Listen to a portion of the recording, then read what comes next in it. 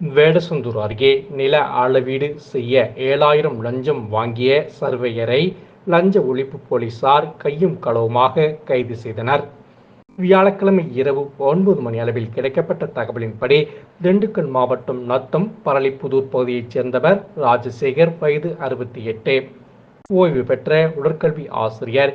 இவருக்கு சொந்தமான பூர்வீக நிலம் 1 ஏக்கர் 17 சென்ட் வடமதுரை அருகே உள்ள வேள்வார்கோட்டையில் உள்ளது.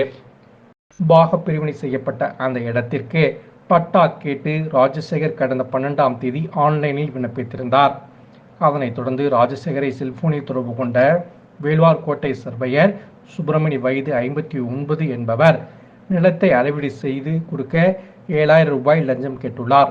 மேலும் பணத்தை வடமதுரை மாரியம்மன் கோவில் வளைவு பகுதியில் உள்ள உணவகம் அருகே கொண்டு வந்து தருமாறு கூறியுள்ளார். ஆனால் லஞ்சம் கொடுக்க மனமில்லாத ராஜசேகர் இதுகுறித்து திண்டுக்கல் லஞ்ச ஒழிப்பு போலீஸ் நிலையத்தில் புகார் செய்தார். அதனைத் தொடர்ந்து லஞ்ச ஒழிப்பு போலீசார் சுப்பிரமணியை கையும் களவுமாக பிடிக்க திட்டமிட்டனர்.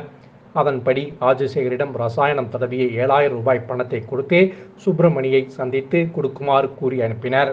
மேலும் அங்கு லஞ்ச ஒழிப்புத்துறை போலீஸ் துணை சூப்பரண்ட் நாகராஜன் தலைமையிலான போலீசார் சாதாரண உடையில் மறைந்திருந்தனர்.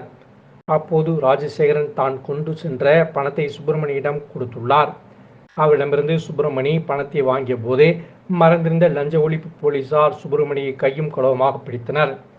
அதனைத் தொடர்ந்து அவரை வடமதுரை வருவாய் ஆய்வாளர் அலுவலகத்துக்கு அழைத்துச் சென்று அவர் மீது வழக்கு பதிவு செய்து கைது செய்தனர். கைது செய்யப்பட்ட சுப்பிரமணி அடுத்த ஆண்டு மார்ச் மாதம் பணி நிறைவு பெற உள்ளது குறிப்பிடத்தக்கது. பொது இடத்தில் லஞ்சம் வாங்கிய சர்வேயர் கைது செய்யப்பட்ட சம்பவம் வடமதுரை பகுதியில் பரபரப்பை ஏற்படுத்தியுள்ளது.